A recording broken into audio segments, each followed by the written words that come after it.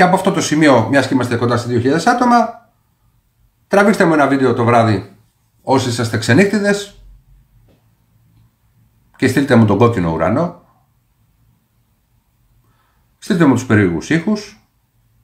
Έχω τέτοια βίντεο, αλλά θέλω κι άλλα.